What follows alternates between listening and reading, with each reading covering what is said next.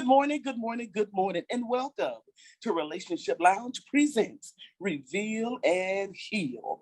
You know, you can't heal if you won't reveal. I have an amazing guest today. Miss Monica Ward is in the building. Y'all need to go ahead and, tag your friends, tag your neighbors, tag your enemies, tag everybody you know that need to hear a motivation word. I do believe she got it in her belly, y'all. I believe she got something in her belly that she's going to share with everyone that is listening. And I believe it's going to inspire, empower, and encourage you today. You don't want to miss this word. So I'm going to go ahead and give it an opportunity to do so while I take care of a few things. Y'all know what? We're on all major podcast outlets. Yes, you can actually go into the search engine of iHeartRadio, Amazon, Apple. You can go on Pandora. You can go on all the major outlets. And guess what? Put in Relationship Lounge. And guess what? I'm going to come up. We also have a YouTube page. You can go on YouTube and go in the search engine and you can put Relationship Lounge. Y'all, please like and subscribe. Hey, come on. I need y'all to like and subscribe because you're able to see what's going on just in case you miss the Facebook Live that comes on every Monday morning at 6 a.m. Y'all listen, put your hands together and show your love. For Monica Ward, good morning to you, love. Good morning. And most people do recognize me as Monica Ward Gober. And my husband Monica loves Ward Gober, y'all listen now. Go. Bless God. Honey, she married. That's all right. She a whole wife. That's all right, because my husband was all like, they say, you married that little Ward girl, ain't you? That's Monica's husband. That's that little Ward girl's husband. So oh my God. You a whole wife. And you know what? I know that. It's like, I don't know why the name Gober, it don't click because, see, I know you as a small thing, baby. So yes, please forgive me. Oh, you are forgiven. Hey, everyone does it. So it's our running household joke. This is the Ward household. Well, you make sure you let your husband, let him know there was no pun intended whatsoever. Oh, he knows. Oh my goodness. It's funny. Well, you know what? I want to welcome you once again, darling. All jokes aside, God bless your heart. Thank you for saying yes to this interview. Well, thank you for having me, for asking me. It just it's the will of God. It's the will of God. Yes, it is. Just bring me right out of my little shell. Well, listen, you just look like a ball of fire. Y'all, don't she look beautiful in that yellow? I feel like Stevie Wonder coming in on me. Isn't she love? Listen. I ain't gonna get started. I'm gonna keep it going. Go. Come on. That's good. I need you on my shoulder every day. I'm gonna let it go because it ain't about me. It's about you. The topic that was given to me for you is called My Truth. My Truth. That's a whole big old thing right there. What does that mean to you, though? Whew. As one of our friends said one day, that's a compound answer. Yes, and yes. It is a compound answer. Well, just speaking for today, God has been trying to get me to come out the shadows. I'm a worker bee. I can take the lead, but usually I'm in the back working. And there are some things that he's been trying to push me out to do, and it's more in the forefront. And a lot of people don't know that I do a lot of different things. And so it's like, he's been pushing me and I'm like, okay, this is my big opportunity to come to the forefront, talk, speak, and all those things. And a lot of people don't realize by nature, I'm shy. I just force myself to be more social. It's more, hey, how you doing? I can interact for a little bit and then I sink to the back of the room after a period of time. As long as I'm working and doing, I'm good. And I do have a little, social anxiety. I'm just like, okay, I need to kind of go to the back, have a little alone time. So that's one of the big things that people don't know about me. And sometimes it seems like I'm maybe a little antisocial. So you're an introvert. So you're an introvert. I'm one of those people that's good just sitting in my room reading. Oh my God, honey, you're a ball of fire. It's your season to come out from behind. It is your season. I want you to take this opportunity because we're going to open up the introduction right now. This is your debut. I want you to tell the people, who is Monica Gober? Monica, if I describe myself, I am a nurturer. I take care of people, things, whatever needs to be done, that's me. If there is a fundraiser or whatever, I'm over in the cut doing what I do, and most people are, having fun, whatever. I'm working. They're like, we saw you go by, but I'm a worker bee. I'm a nurturer. I'm going to try to make sure everybody's taken care of, everybody's having a good time. If you're sick, I'm gonna come and drop something off. I'm gonna take care of you. And then I listen to and I become more understanding God's voice and hearing it better. Mm-hmm. I'm not as tone deaf to it. Mm-hmm. And when he tells me to do something, oftentimes it doesn't make sense, but I'll do it. And usually it's concerning taking care of people, whether if it's a word or giving someone a call, making sure, just making sure people are good. That's who I am. Some people look at me, they'll think, because I always say I got my daddy's face. If I'm not smiling, you think I'm mean or kind of stuck up or whatever. I did have a lady one time say, call me. She said, I'm sorry, I got your number from XYZ. She said, I want to call and apologize to you. I said, okay, you haven't. She said, yeah. She said, yeah. She said, I thought you were stuck up. She said, because you don't talk much. She said, but anytime at the school, you always help me. You've done this, you've done that. She said, and then nobody knows about it. You never said anything. No, it's not out there. She said, and I had a different outlook on you because I thought because you didn't talk a lot, unless you're giving information. She said, I need to apologize to you because you've done for me and my girls. And so I'm like, well, I accept your apology, but I said, it happens a lot because I don't, if you don't know me, I do just help people, but I don't have a lot of, I don't real personal about myself particularly. I understand. Well, you're very composed. And the thing about composure, it protects you. It really does. You don't have a passive nature. That's a blessing, honey. That's a blessing because being a woman, it's like, being overly friendly and all that kind of stuff. I can share some testimonies of many women with that type of personality that have been introduced to some things that they weren't prepared for. So see, that's I've been introduced to some things that I wasn't prepared for. And it just, you're like, okay. And it's giving me more of a, where I pay closer attention and I listen for that voice to, okay, the warnings and all those different things.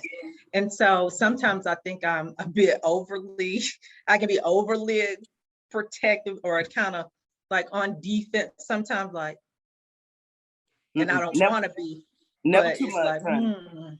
Never too much. We need you. We need you. What about that gut feeling? What about that gut feeling? Yes, ma'am. I listen to it. And I'm always talking to my girls and my boys too, to listen to that, because it's what protects you. It's God's way of protecting you and telling you, hey, you need to move this way. Don't make no sense, but you need to go this way. Right. You just, because God is always protecting us if we just listen and we pay attention. And it's funny when you talk about that gut feeling, whenever I'm designing, because I do graphic design, when I'm designing, whenever I'm going into when I'm going in the right direction, there's something in my gut that's just going, just beat me up or whatever. Yeah. That's the creative juices too, though. Yes, that's creative juices too. I think the Lord moves in mysterious ways, with each individual. And I think we have to listen to him because the sound might not come to the ear. That's right. So we have to pay attention and not look for the Lord to speak traditionally. Like, you hear people say that the Lord speaks to them. Everybody needs to just please stay in your own lane. Get with your own thing so that you can be individualized. And that's you can right. receive for yourself without it being like, well, my friend, she hear that way. My friend, he hear that way. God don't work that way because we are all different. That's right. That's why I was telling you before. I'm a square, not in a square because you get caught in the corners. Right. bounce around that bubble, you go to boom, boom, boom. And then sometimes you have to, hold on like with gravity. It's like, okay, let me just be still now. Exactly. I'm gonna use that though, because Yes, a lot of people say that they're in a square, and oh my God, and that it makes box, sense. you get caught up in that box. Them corners. Yeah, just stuck. No, that was a teacher moment. That was a teacher moment. I hope y'all got that. See, they're on the edge of the seat already. I can feel it in my spirit. They're on the edge of the seat. So it's going to be a lot of teaching moments in this conversation because people need guidance.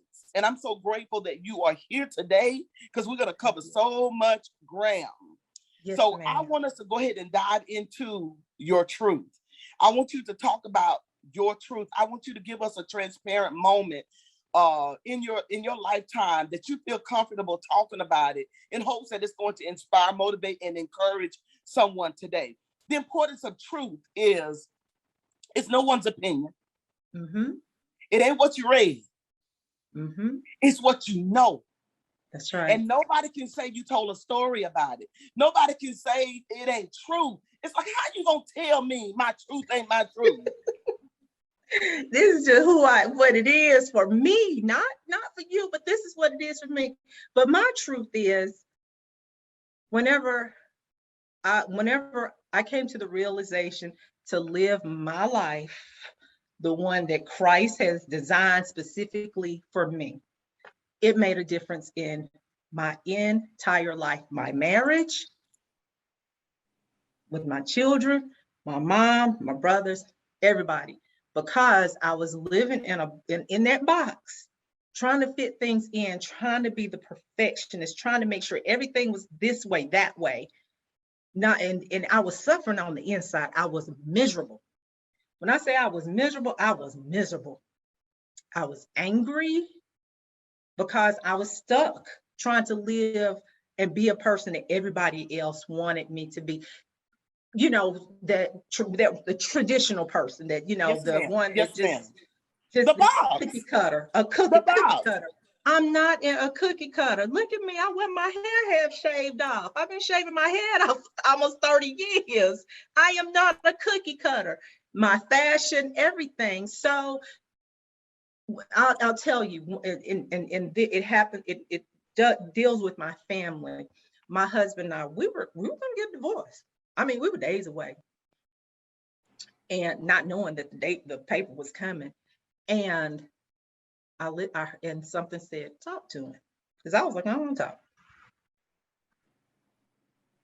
Being that cookie cutter, if I was you, blah blah blah, which really nobody knew that much, but still, just you hear it in your head. You're more in your head than anything, and we talked. And we reconcile. That our marriage, that it made a difference, not just in our life, not just in our children's life, but people in the community, because it would, it hurt.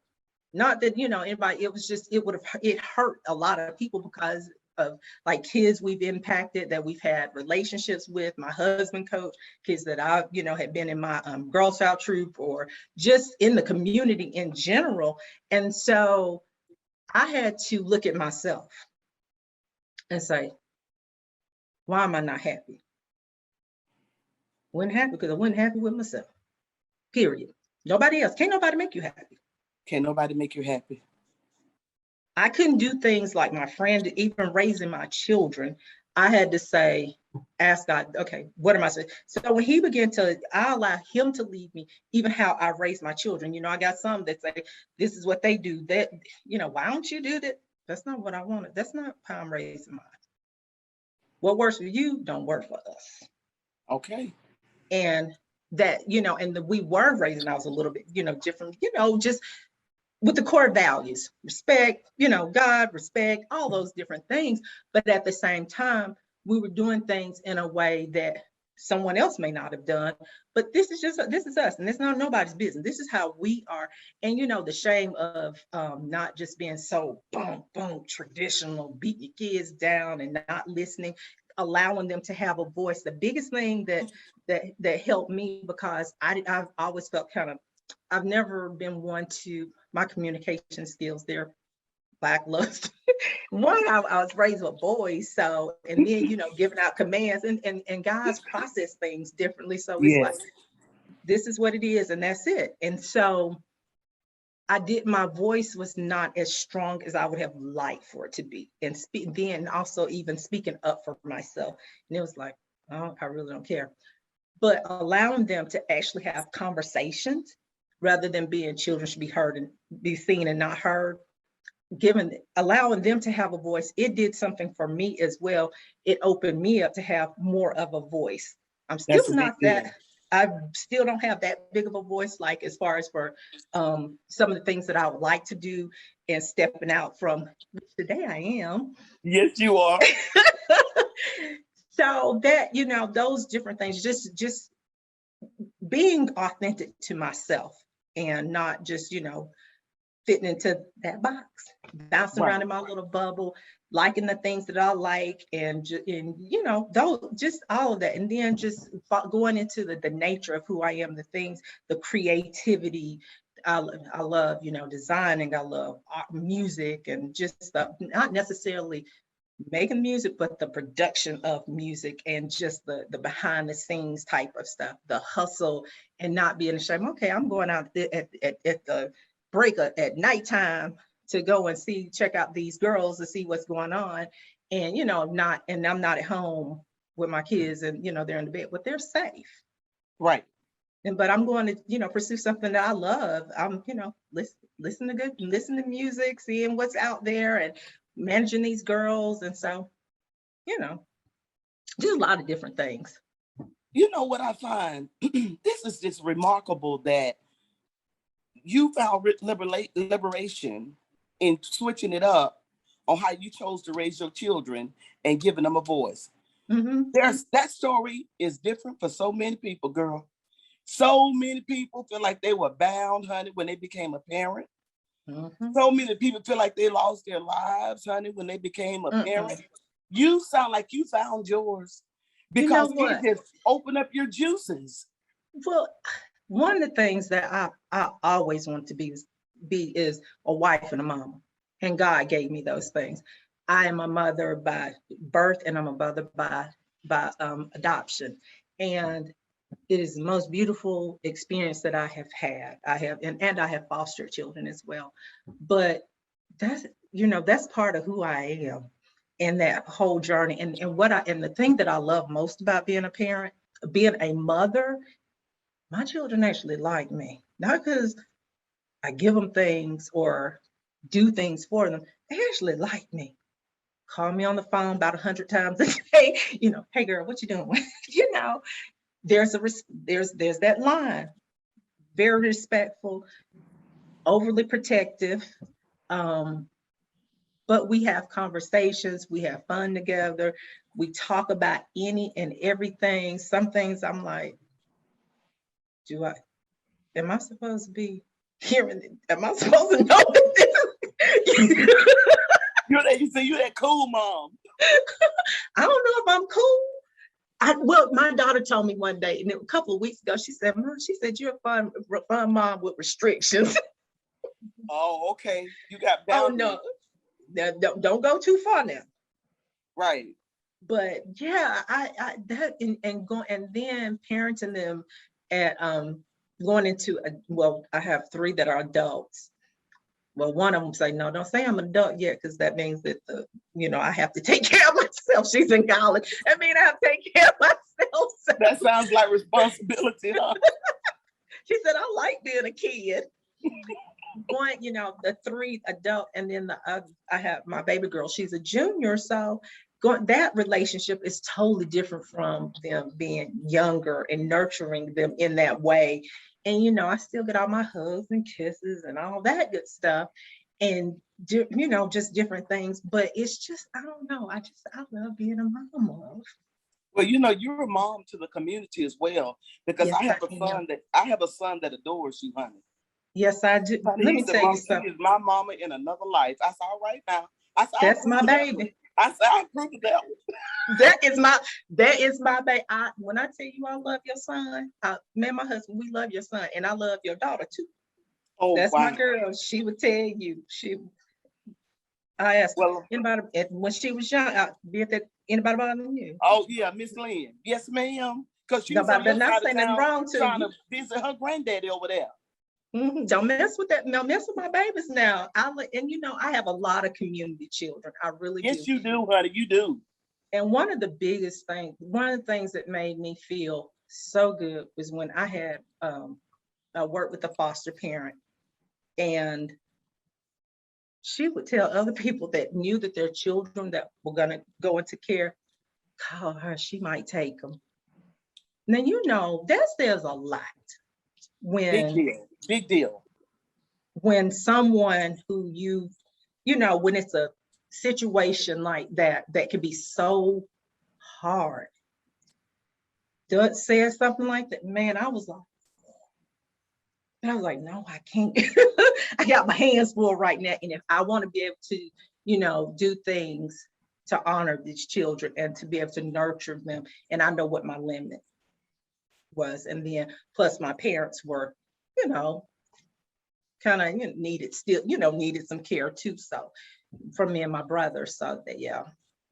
Well, And I'm then I've glad got then my nieces and nephews, they love their TT. I have one nephew in particular. He just like coming to her place. But I don't let him have his way, nothing like that. My oldest brother's son, but he just like coming over. He said, I just like coming over here and talking to you. I like the way you talk to me. And he calls to check on me. I just called to see about you, see how you doing. He was 4 years old. He told me, TT, when you get old, I'm gonna take care of you. And that baby let me tell you something, that baby meant it. When I tell you he meant it, I got sick one time and I ended up in the emergency room. And I was really sick. And he always joning on somebody talking stuff. They said he wouldn't say a word.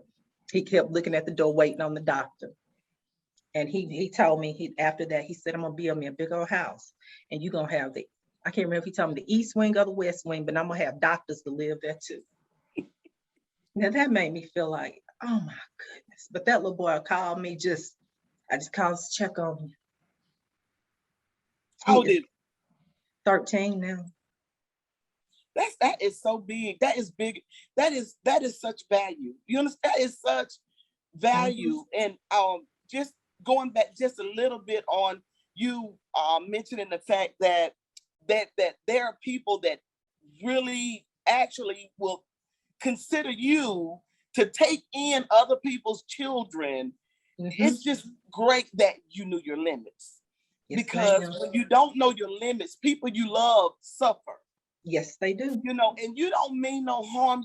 You don't mean for that to happen, but you just stretch yourself too far. And that's exactly a lesson. That's another lesson that people need to hear this morning, that we got to know our limits. We have to know our limits. We're not God. That's right. And it's a beautiful thing to have such favor. It's a beautiful thing to be loved and admired like you are, but yet know how to put your brakes on. Because guess what? If you don't, you can make the people that you love suffer and yourself suffer. Nobody's going to win. Right. That's right. You're absolutely right. I used to teach classes for potential foster parents and adoptive parents from the foster and adoptive perspective. And one of the things when there was this questionnaire, and I would tell people, it's okay to say what your limit is, what you can do, what you can deal with, and what you can't. Because if you are doing something that's not within what you can handle, you're not going to be as effective, or as you want. The child will suffer, your entire family, because you will suffer, and it will eventually, you might not show it, but that energy will transpire on everyone. So it's okay to say no, or I can't do this, I can't do that. Know what you can and can't do, and say and stick to it. Wow. Ladies and gentlemen, I pray that you are really tuned in to what is being shared today, because this is something our parents, grandparents, great-grandparents, different ones before us did not know. because it does make a difference. Planned Planned Parenthood, you know, because when you go beyond what you can afford, when you go beyond what you can handle, it can turn into a bad way. You know, you introduce abuse, you know, unbeknownst to you, because you cannot give each child the attention that they deserve. That's And the right. thing is, it's just not fair. And once it happens, it's like you need Uncle Amy, you need cousins, you need nieces, nephews, you need neighbors, you need the village to help That's you. right. Yeah, You need the village so that the children do not suffer. that's right. So let's talk about how we can help people that, you know, you're in that now. And you're trying to figure this thing out because, you know, back in the day, they give their kids to family members and they grow up thinking that they belong to them when they was next door to their mother. So Right. it's like, how can we help speak to people today that are considering, you know, giving up their children versus working together as a family union, you know, and coming together as a village, because the kids suffer when they get older, Monica. Especially when the truth has been told, because my youngest, we've been close, and she's known since day one. You know, it's not like it's something that's been hidden from her, or there's no, but mom couldn't take care, you know, couldn't take care of. And so she did the best thing for her, and which I'm grateful to God for her. Amen. Beautiful person. There's nothing wrong. She's a beautiful person. And we have been blessed with a beautiful daughter here. And so people working together and loving on one another and respecting. That's the one keyword. One thing Respecting. that's right. One thing I will say, I've heard, you know, you can hear all these horror stories and all this stuff when it comes to adopting, especially someone you know. Oh, I get full on this one. The respect has been just awesome. When I tell you, there's so much respect there in how we are parenting, and the trust. First of all, she trusted. That was the biggest thing. I was in delivery room with her. First of all, she trusted me, and that's a lot. That's a lot. That's big. And then the respect and just, you know, the love that we've had between one another. But, you know, and then, you know, you're speaking about parenting as a union, it's kind of like you have to parent, like when you're co-parent a mother and a father that may not stay in the relationship together. First thing, you're gonna have to love each other, and you're gonna have to know that you're family no matter what. If you're together or not, you're family. You're gonna have to have that respect and setting up what goes at one, you know, having those boundaries at one place. They have to go across the line so that the child grows up knowing, hey, can't do it over here, can't do it over there. When the child says, well, mama said, well, let me call your mom and see. Because Exactly. when my husband and I, we were separated. That's one thing our kids couldn't do. You couldn't say mama said or daddy said, let me call your mom and see. Because one thing we did, we were very good friends. We loved each other, and we loved our children. And we did it where it's hard because your parents are in a separate house, but at the same time, they didn't feel that any malice. We were still cool. You know what I mean? Yes. It was like, we keeping things like we have. You're not going to work. Kids are not going to suffer. You're going to still keep that same routine, blah, blah, blah. It was nothing hard, but that's what whenever you're trying to say, like you're trying to do a community parenting, you have to have that, and it's hard work, and you have to work. You mean you have to, and you have to learn how to communicate. You can't just always be on the defense. You have to, like when you get upset or something, you got to do that countdown. There's one thing I'm not doing. I'm not arguing with nobody.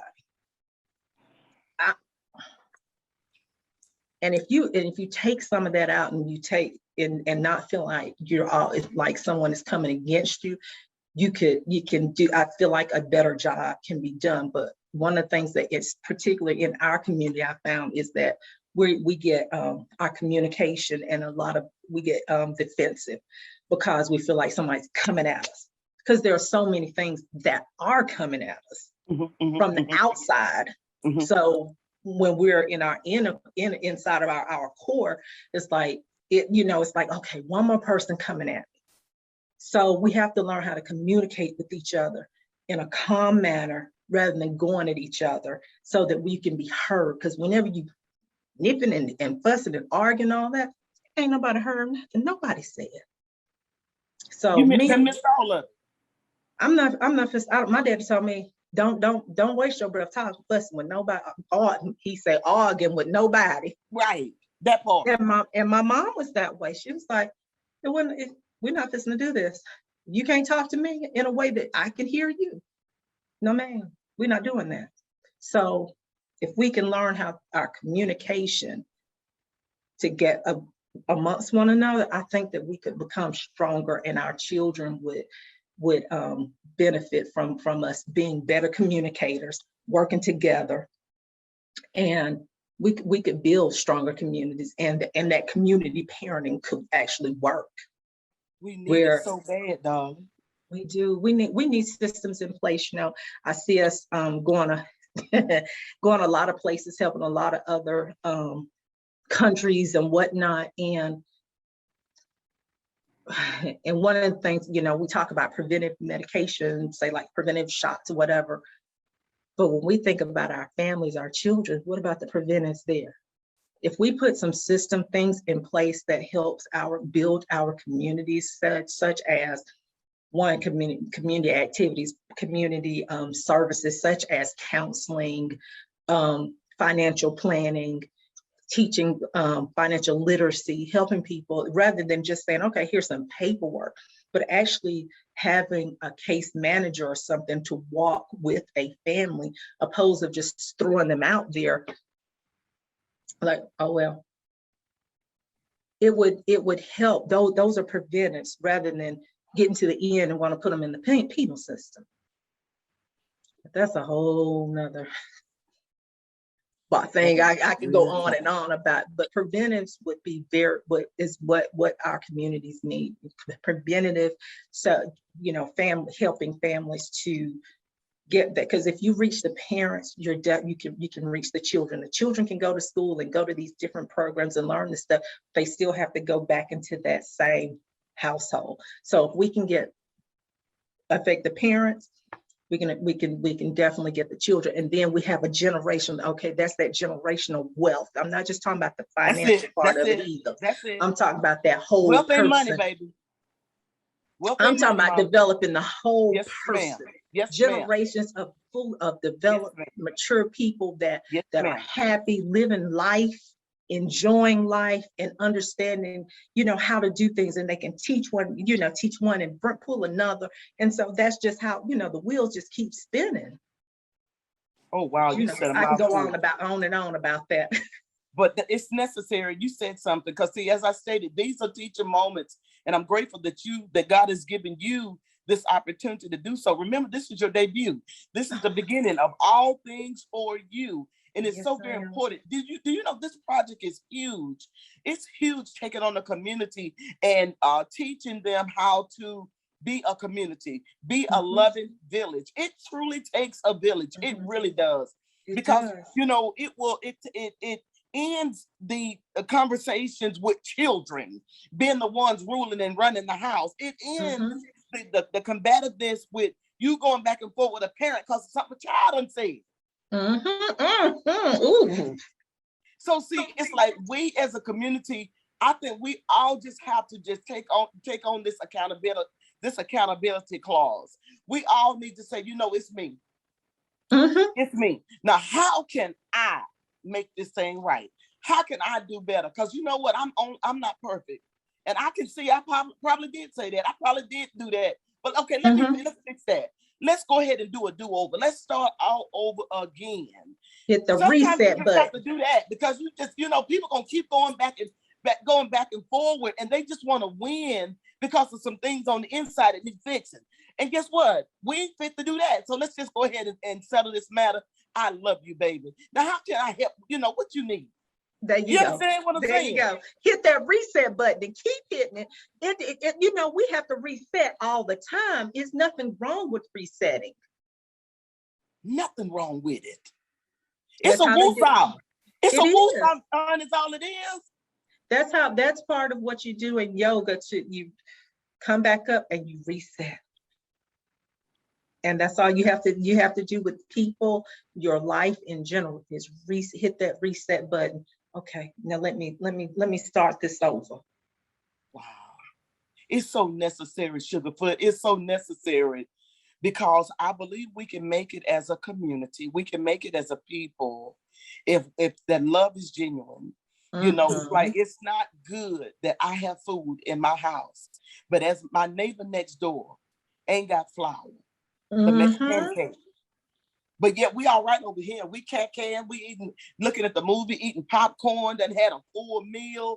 And the kids next door and the single parent next door, they struggling. If the lights are even off. Man, how can you live with yourself? That's how can right. you feel blessed? How can you think God is pleased? See, I'm He is really about not. to get upset over here. He is not pleased. And you know, and we have to, and when we see something, we just need to take care of it. Instead of talking against it and bad mouthing for girl, you know, songs, you know, her lights off, her over there with all them kids ain't got no food. I heard them over there fighting over a call the city of Cartersville or wherever you are and say, how much is the that bill over there? Okay, I got that. Take care. Don't tell them who did it. It's done. See, I'm gonna be done got the. That's between me and God. Don't nobody. Don't be telling me thinking that ain't nice. Ain't nice. You'll never know. You know, the thing about it is, you might not need it, but you know, you plant some seeds, and you know how seeds, when you plant those seeds, the wind will blow them, and they'll take root somewhere else. They'll keep taking root, and so you got fruits just growing up in it everywhere. And so it might not be for you, but it might be for someone you're connected with. You know what I mean? You know how it just keeps going this way. Yes. You never know. You never know. And guess what? You don't have to. You don't. Like you ain't supposed. Who's looking for the pat on the back and I did this and I did that? That's not the dealio. But you know, that's probably why a lot of stuff is being left undone, because folks want to be seen and heard. How about that? Yeah, we just need to take care of each other and just let that be and go on about our business, about our, you know, and go on about our merry way. And that's just it. Just keep moving. But we as a community, we've got, and there are a lot of great organizations that we have here that are based in Bartow County that are doing a lot of great things. And I am appreciative to them, because it's a lot of things that you know go on and people don't realize it. And these people are out here just working tirelessly. And I love seeing all of these people, everyone out here doing things to help feed people, you know, getting kids ready for school. And then we've got a lot of individuals that write checks to different organizations, that write checks to different people, that a lot of people don't realize, taking people into their home that nobody hear about it. But that, you know, and sometimes you just happen to know, but we have our community is rich in generosity. And we just have to really expound upon that and keep it moving and keep teaching our children to be community servants. I love this, you know, and as we get ready to close, this is a good place to do it. Could you share with the people that are listening of some places that are available for resources possibly that people could look into? Well, you know a couple? There are a number of resources. There's Love Travels, of course, Will to Way Foundation, the Bartow resources. Those are three that I can think of just right off the top of my head that are really doing a lot for the community. Oh, okay. Now see, this is what we're talking about. This is what we're talking, because see, we're not just talking about the needs of the community, but we're giving resources, because you Yes, can talk ma'am. about what needs to be done, but okay, let's give something. Let's share something so they can take it from there. Like you told, we heard you. So what do we, who doing what? Thank you so much And for then there's sharing. Backpack for Buddies. Backpack for Buddies is a great program in the school systems. I know at Cartersville school systems, I've volunteered in the school system. Well, the community sponsors the Backpack for Buddies. What happens is those backpacks are there. They have backpacks that are packed for kids over the weekend, and Okay. they allow the kids to come in to actually help pack those backpacks Oh, with wow. food, enough food for an entire weekend for the family. And whenever you're hearing about this, people doing, know that that's real, that it is really happening. Those kids, they come in and they help pack those backpacks, and they are going home with the children. I know of people that have received and have said this was such a blessing to their home. So, sometimes even if they are getting like food stamps or whatnot, sometimes it's not enough, and everybody's not selling their food stamps. Let's be clear. Whenever you have children and it is expensive to feed children nutritious meals, it's cheaper to pull up at McDonald's than it is for you to cook a substantial meal. Yes. I'm telling you. And so Backpack for Buddies, they provide, there are a lot of good organizations. Will to Way, Pamela Henderson Whitfield, she started that, and she's doing a lot, feeding people. And just, if you call, somebody might call and say, hey, got somebody in need. And then they have the mentoring program as well. I will say that she's really doing a lot. And there's some things, she puts a lot of the things that she's doing out, but there are a lot of things that people do not know as well that she does. And then she and her husband actually pull out their own pocket, because I witnessed that. She's asked me, can you go pick up something for me? Back in the day, I haven't done as much, but she has asked him, can you go do such and such? Nobody knew it. Well, I know Pam is the bomb diggity. I've had her as a guest, and she really is in her calling. It's like, it's effortlessly. She is truly in her calling, and she don't care what a hungry person is at. And then there are other things that she's done that people don't know about, that I know personally.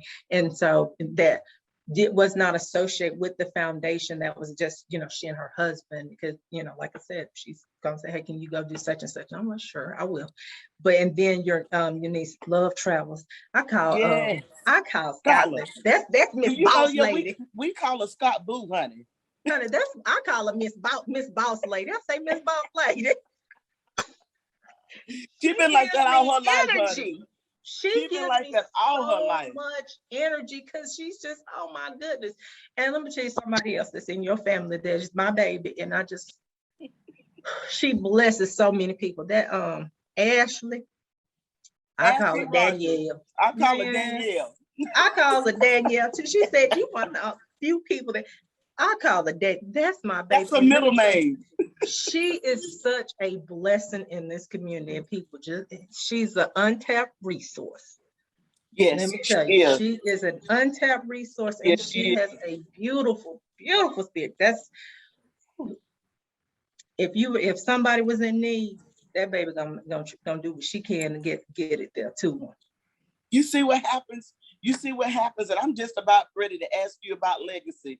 And what you're doing is you're talking about people that's actually going to leave legacy. And it's a good name. What the Bible say about a good name? What did it say about a good name? What did it say about a good name? It's better than silver and gold. That's right. It holds weight. It's more valuable than money. So it's your deeds. It's what you do, your heart. Now, that's the one thing. You can say anything you want to about me. You can say, I've done this. And say, do not mess with my name. Do not mess with my name. And I'm talking about the integrity of my name. Yes, sir. Yeah, I hear you can say I've been a hoe in the street. You can say that whatever. You can say I'm ugly. But do not mess with the integrity of Monica Delilah Ward Gober's name. That's the one thing that you do not do. She said the government name. Don't do it. No, not the government name, the government name. You know, I think the old people, they said that's all we got. The elders said that's all we got is a good name. A good name will take you far. Yes, ma'am. And it has, and that's what I was raised on, keeping your name. Amen. And that's the thing. What I have wanted to leave when I die, and I talk about this because, I'm one of those people, I've already got my obituary written down, and I tell them, have a good time. I don't want y'all crying and weeping. But the one thing, and let people, I don't want to hear all that sad stuff. But one thing you can say about Monica, she will do for you, and don't want nothing in return. She gonna love you, and if once she say something, and you trying to refuse, and she know that God told her to do something, she gonna give you that side eye, and walk on out the door. Don't come with all that. She gonna do what she was told to do and keep it moving. See, that's another thing. Your word is all you got too. Your word is your bond. It's like, don't look what I say. I said what I said, and I'm gonna do what I said. And that's it. I'm gone. It's taken care of. You ain't got nothing. Don't worry about anything. And that's I like for people to just be free and not have to worry. And I like providing that space. Oh, I love it. It explains you looking like a flower. You know, your goodness, it just spews out of you. And we take no credit for it. We know it's a God in us. Without the Lord, we'd be just filthy rags. But it's a God. When you let God live and just flourish and just grow, just do what he want to do in you. It's like people see a new you. They don't see you. They see something bigger than you. That's right. I know you shared a little bit about legacy, but I want you to go in just a little bit more before we close, because I want you to share with the people what is so important for you when you go home to be with the Lord. What is it that you want people to say? What you want them to know? What you want them to remember about Monica? What I want them to remember and know about me is that I have enjoyed sitting back watching people grow and glow. I like seeing people, because one of the things I do, I help people with their business, whatever they need, but I like seeing people grow. I want to see them blossom. I want to see them happy. And they're looking at Monica like, she helped me get there. She taught me. She may have had to chastise me. And she may have chastised me. She had to tear me down just a little bit, but she built me back up. A builder. She just didn't tear me down and leave me sitting there struggling. She built me back up. And then that smile. I want to be remembered that for my smile and how I made you feel, and the goodness, my word, whenever you call us need to feel better or need to be advised or whatever, you have that to carry with you forever. And it's something that I want to leave that mark, that I said something to make you feel made you feel good, give you something to keep going on, that'll take you when you hungry, that day you hungry, you go back and you reflect on that and it fill you right back up. That's it. That's huge right there, because you see it on so many reports, you see it on posts, you see it in people's books. A lot of people plagiarize. It's the words of other people that have gone on, that have empowered, inspired, and encouraged, and it continues to. Yeah. It continues to. It outlives the person. That's right. What you have stated, love. Yes, that's what I want. I want my words to outlive me. You know how we'll say things that our grandparents said or the old folk used to say. I'm like, y'all remember Miss Monica or Mo? Let me tell you I want those words to live on. So I can hear her now saying. That's right. I'm just so elated right now. I'm truly beside myself. And this is an interview where I would love to just sit in this right here. You know what I'm saying? Yes. Now, I don't want it to end, but see, I know I can't be selfish about your time. I'm so grateful that you said yes to this interview. It has been an honor and a pleasure. Yes, and Thank you likewise. so much. Thank you. Ladies and gentlemen, our Monday morning quote is always speak the truth. Even if your voice shakes, the truth will set you free. Amen. Ladies and gentlemen, I'm Coach Deb. Remember to love yourself, love everybody, and be an example. Have an amazing day. You deserve it. Thank you, Monica.